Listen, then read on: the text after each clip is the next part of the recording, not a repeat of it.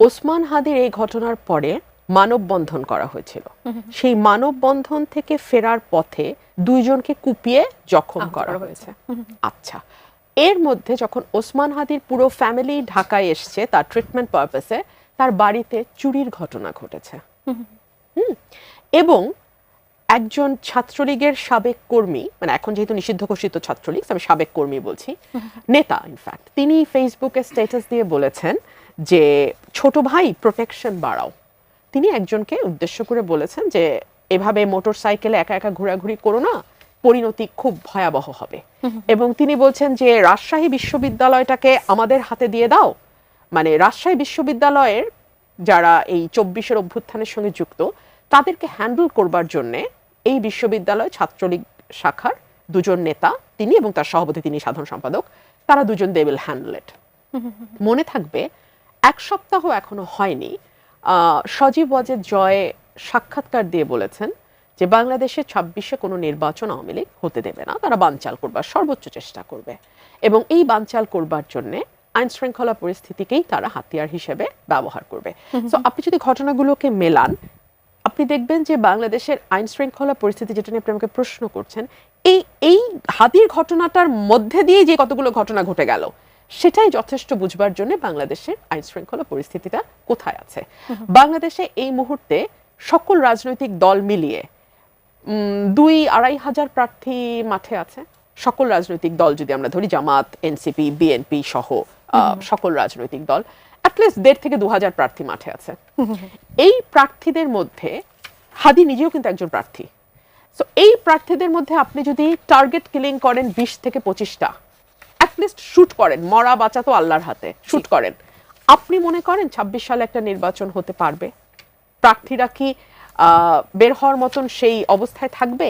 এক, ইতিমধ্যেই আমাদের স্বরাষ্ট্র উপদেষ্টা বলছেন যারা প্রার্থী হবেন তাদেরকে তিনি অস্ত্রের লাইসেন্স দেয়া হবে, যারা চাবেন তাদেরকে দিয়ে দিবেন। মানে বাংলাদেশটা কতটা ললেসনেস অবস্থার মধ্যে দিয়ে যাচ্ছে, তার এই স্টেটমেন্টটাই এটা বুঝবার জন্য যথেষ্ট।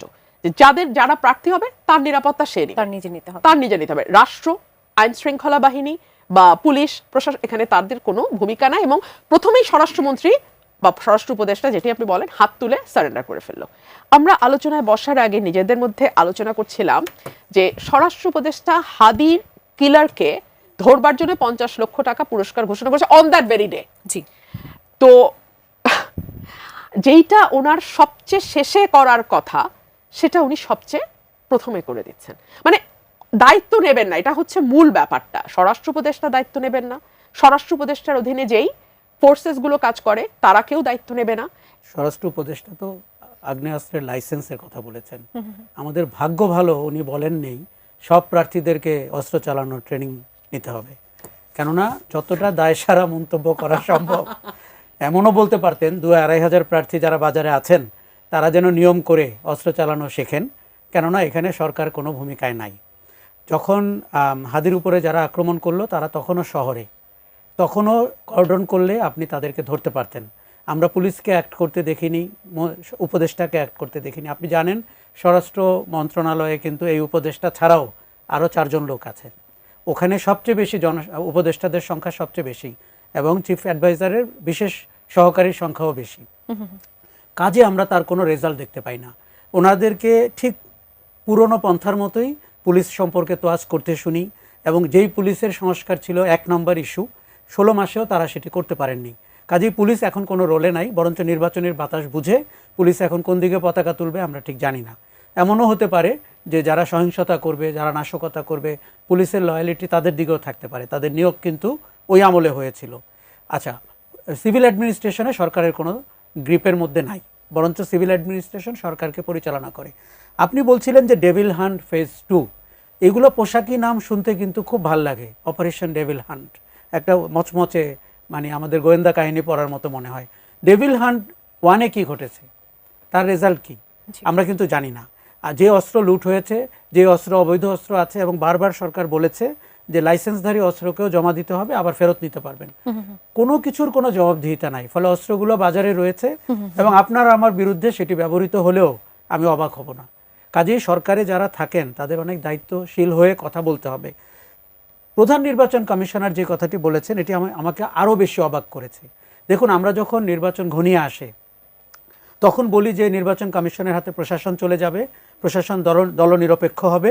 এইবারও কিন্তু দলনিরপেক্ষ হওয়ার বিষয় রয়েছে, কারণ আমরা প্রশাসনে বিশেষ একটি দক্ষিণপন্থী দলকে প্রশাসনে ভূমিকা পালন করতে দেখি। অনেক কর্মকাণ্ড দেখে বোঝা যায় তারা নির্বাচনের আগেই ক্ষমতায় চলে যাওয়ার একটা অনুভূতি ভোগ করছেন। কাজেই প্রশাসনকে দলনিরপেক্ষভাবে পরিচালনা করতে হবে। এখন তার প্রধান যদি, নির্বাচন কমিশনের প্রধান যদি বলেন এটি বিচ্ছিন্ন ঘটনা, পৃথিবীর সব ঘটনাকে আপনি বিচ্ছিন্ন ঘটনা বলে চালিয়ে দিতে পারবেন। এগুলো যারা বলেন তারা আসলে দায়িত্বহীন উক্তি করেন এবং বাস্তবতার সাথে তার কোনো সম্পর্ক নেই। দেখুন, আমাদের এখানে আইন শৃঙ্খলার পরিস্থিতি হচ্ছে 1 নম্বর সমস্যা। আমরা ওই জায়গাটিতে উত্তরণ ঘটাতে পারিনি। এখন আপনার এক হাদির হত্যাকারীকে আপনি ধরতে পারছেন না, সীমান্ত দিয়ে চলে গেছে কিনা বিজেপি পর্যন্ত প্রেস কনফারেন্স করে। তারা কেন ধরে নিল, কেন তারা বলল যে এটা মির্জা আব্বাস সাহেব ঘটিয়েছেন? মানে একটা ঢিলে কতটা পাখি মারা যায় এইটা শিখতে আসলে জামাতের কাছে আমাদের ট্রেনিং নিতে হবে। জামাতের চেয়ে ভালো এটা কেউ জানে না। আপনি চিন্তা করে দেখেন, আওয়ামী লীগের সময় তারা একদম আওয়ামী লীগ হয়ে মিশে ছিল, আপনি তাদেরকে আলাদা করতে পারেন নাই। তারা একইভাবে বিএনপির মধ্যেও একটা বেশ বড় অংশ রাইট ফোর্স বা জামাত ঘরানার। এবং এই যে 5ই আগস্টের পর নতুন নতুন মুখ, নতুন নতুন হাঁক ডাক, নতুন নতুন চেহারা, নতুন নতুন বুলি আমরা শুনতে পাচ্ছি না? শুনছি তো। সো এই মানুষগুলো এতদিন মিশে ছিল বিভিন্ন দলে, এখন তারা বেরোচ্ছে। আমার প্রশ্ন হলো, হাদি তো গণতন্ত্র মঞ্চের প্রার্থী, তার সঙ্গে যেমন বিএনপি প্রার্থীর কন্টেস্ট হবে নির্বাচনে, তার সঙ্গে তো জামাত প্রার্থীরও কন্টেস্ট হবে নির্বাচনে। সো আপনি যদি শুরুতেই বিএনপির দিকে নজরটা ঘুরিয়ে দিতে পারেন, তাহলে কি করবেন? আপনি খুনিকে একটা খুব চমৎকার রিজনেবল টাইম দিতে পারবেন, যেই সময় খুনি পালায় যেতে পারবে। এবং ঠিক তাই হয়েছে এই ঘটনায়। মির্জা আব্বাসকে ঘিরে হট্টগোলের মাঝখানে খুনি কিন্তু দেশে নাই, এবং এটা আবার সরকারও জানে না, এটা জানে হলো আরেকজন সাংবাদিক। তো ইজন্ট দ্যাট ভেরি ইন্টারেস্টিং? আমার তো মনে হয় এখানে জনাব মির্জা আব্বাসের নামটা ইচ্ছাকৃতভাবেই আনা হয়েছে যাতে ঘটনাটা কিছুক্ষণের জন্য অন্যদিকে নজর সরানো যায়, মিডিয়ার নজর, কারণ জানে এটা পরে পাল্টাপাল্টি হবে, এবং পাল্টাপাল্টি হয়েছেও। হওয়ার পরে নজরটা অনেকখানি অন্যদিকে ছিল, এই ফাঁকে খুব আরামে খুনি পালিয়ে যেতে পেরেছে। সুতরাং আমাদের বুঝবার তো আসলে বাকি থাকে না, এটা থেকে গেইনার কারা হতে পারে, এটা থেকে লাভবান কারা হতে পারে। আর আমি একটা কথা বুঝি না, যে একদম মুখে মাস্ক টাস্ক দিয়ে ঢেকে যার কোনো রকম কোনো পরিচয় নাই, তিনি যখন একটি বাড়িতে ঢুকে মা মেয়ে দুজনকে হত্যা করেন এবং 24 ঘন্টার মধ্যে তাকে গ্রেফতার করতে পারে আইন শৃঙ্খলা রক্ষাকারী বাহিনী, সেই আইন শৃঙ্খলা রক্ষাকারী বাহিনীকে তো আপনি ইনকম্পিটেন্ট বলতে পারবেন না। দে আর ভেরি কম্পিটেন্ট। তার মানে তারা কোনো জায়গায় তাদের কম্পিটেন্স এক্সারসাইজ করে, কোনো জায়গায় তারা তাদের কম্পিটেন্স এক্সারসাইজ করে না। আমরা দেখতে পাচ্ছি হাদির ঘটনায় তারা তাদের কম্পিটেন্স এক্সারসাইজ করছে না এবং করতে পারছে না। কেন পারছে না? কারা জড়িত, কাদেরকে আড়াল করতে? এইরকম ঘটনা তো সাগররুনির সময় আমরা দেখেছি। 24 ঘন্টার যে আসামিকে ধরার কথা 48 ঘন্টা, সেটা 48 মাস তো বাদ, এর চেয়ে অনেক বেশি সময় পার হয়ে গেছে এখনো ধর ক্ষেত্রে। দেখুন, দেশে যাই খারাপ ঘটনা ঘটুক, আইন শৃঙ্খলার অবনতি হোক, হত্যার চেষ্টা হোক, সব কিছুর দায় সরকার প্রধানের। উনি তার টিম সাজিয়েছেন, উনি তাদেরকে নিয়োগ দিয়েছেন, উনি 16 মাসে তাদের রদবদল করেননি, এবং তাদের কোনো পারফরমেন্স ইভ্যালুয়েশন হয় না, এবং এই লোকগুলো তার আশেপাশেই থাকেন, এবং তাদেরকে দিয়ে উনি সরকারটি পরিচালনা করতে চেয়েছেন, যেখানে আমাদের জুলাইয়ের যা আশা আকাঙ্ক্ষা ছিল সেগুলো ধূলিসাৎ হয়ে গেছে। জুলাইতে আমরা যে পরিবর্তন চেয়েছিলাম, আমরা শুধুমাত্র শেখ হাসিনার বিদায় চাইনি বা তার শাসনের অবসান চাইনি, আমরা সরকারে বা রাষ্ট্রে জবাবদিহিতা চেয়েছিলাম, মানুষের কথা বলার স্বাধীনতা চেয়েছিলাম, এবং আপনার একটি নির্বাচন চেয়েছিলাম, যে নির্বাচনের ভেতর দিয়ে জনগণের প্রতিনিধিরা নির্বাচিত হবেন। আমার এখন মনে হচ্ছে যে এই সংস্কারের আলোচনা করতে যাওয়াটাই আমাদের জন্য ভুল হয়েছে। আমাদের 3 মাসে একটি নির্বাচন দিয়ে দেওয়া উচিত ছিল, যাতে করে একটি নির্বাচিত সরকার বিগত 15 মাস শাসন করতে পারত। দেখুন, আপনি মানুষের নিরাপত্তা খুব ইম্পর্টেন্ট। এখন আপনি যদি বলতে চান যে খুনিরা শহরে ঢুকে গেছে, ফ্যাসিস্টরা নেমে গেছে, যেটি প্রধান উপদেষ্টাও বলেছেন, এটি তো জনগণকে আরো ভয় দেখানো হচ্ছে। আপনি বারবার বলছিলেন যে হাদি বা অন্য কোনো প্রার্থী তার নিরাপত্তা দিবেন, আপনি ভোটারদের কি নিরাপত্তা দিবেন? ভোটাররা যে এই ঘটনার পরে ভোট কেন্দ্রে যাবে না, এটি কিন্তু মোটামুটি নিশ্চিত। তার মানে ভোটিং টার্ন আউট কম হবে। তখন যারা পলাতক তারা বলবে ভোটের টার্ন আউটের রেট বলে দিচ্ছে, মানুষ অংশগ্রহণ করেনি। জি। আবার তাদের মতলব একটা হচ্ছে ইনক্লুসিভ নির্বাচন বলে তারা নির্বাচনে অংশগ্রহণ করতে চায়, তখন তারা সেই গানও গাইতে শুরু করবে। প্রতিবেশী ভারত কিন্তু আপনাকে স্বস্তিতে থাকতে দিবে না।